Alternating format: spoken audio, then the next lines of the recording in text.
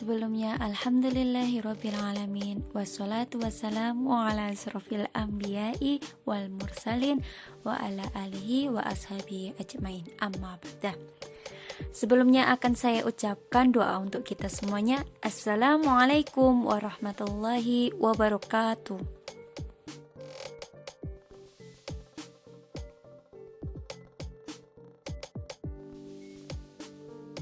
Kesempatan ini saya akan memperkenalkan nama saya sendiri. Nama saya Susi Wulandari. NIM saya 230101902228. Kemudian saya dari jurusan PAI semester 4G. Terima kasih.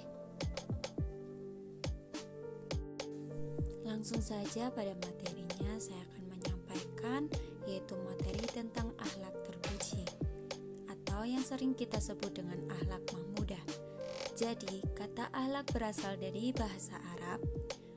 Yang pertama, sebagai khuluqun, yang artinya tabiat atau budi pekerti. Kemudian yang kedua yaitu al-adat atau sebuah kebiasaan. Ketiga, al-muru'ah, peradaban yang baik. Dan yang keempat, ad-din, yaitu. Dan disitulah kita dapat menarik kesimpulannya bahwa akhlak terpuji adalah segala sesuatu dalam bentuk ucapan, sikap, dan perilaku baik manusia sesuai dengan ajaran agama Islam. Dan sikap terpuji ini sangatlah baik untuk diterapkan kepada remaja pada zaman kini, karena semakin bergesernya zaman, semakin hilang kebiasaan baiknya dari seorang anak individu. Kemudian, definisi dari akhlak itu sendiri yakni sebagai wujud realisasi dan aktualisasi dari dalam diri akidah seseorang tersebut.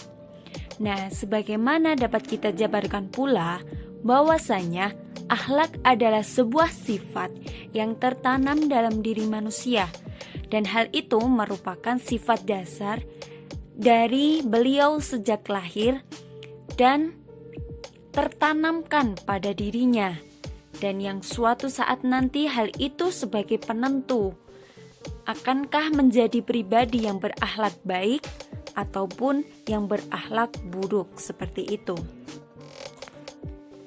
Kemudian, akhlak mahmudah atau akhlak terpuji disebut juga dengan akhlakul karimah. Kenapa demikian? Akhlakul karimah berasal dari bahasa Arab yang berarti akhlak yang mulia.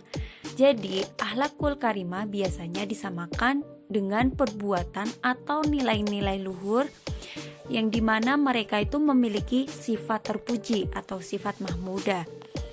Kemudian, menurut Imam Al-Ghazali, berakhlak mulia atau terpuji sama aja yang artinya menghilangkan semua adat kebiasaan yang tercela yang sudah digariskan dalam agama Islam, serta menjauhkan dirinya dari perbuatan tercela tersebut.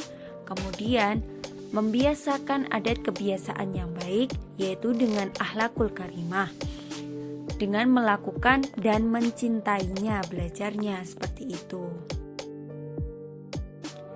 Kemudian poin yang B, yaitu ciri-ciri seseorang yang memiliki sifat terpuji.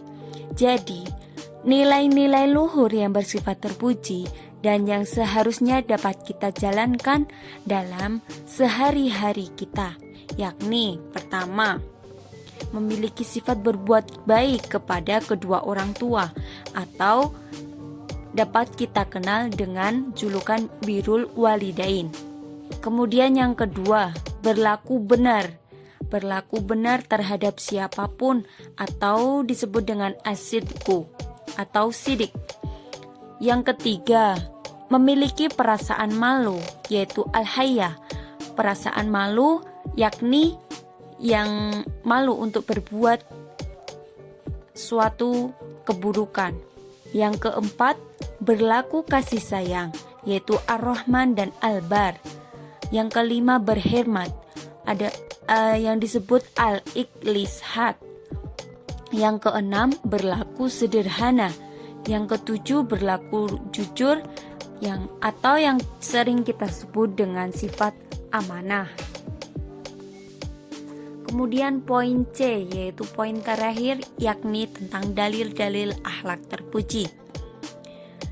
Yang pertama, jadi orang terbaik, yang telah diriwayatkan dari Masruq yang berbunyi, Al-Masruq an Abdillah ibn Amri wa marfu' Inna min khiyarikum ahasinukum akhlaq, yang artinya telah diriwayatkan pula dari Masruq dari Abdullah bin Amr secara marfu',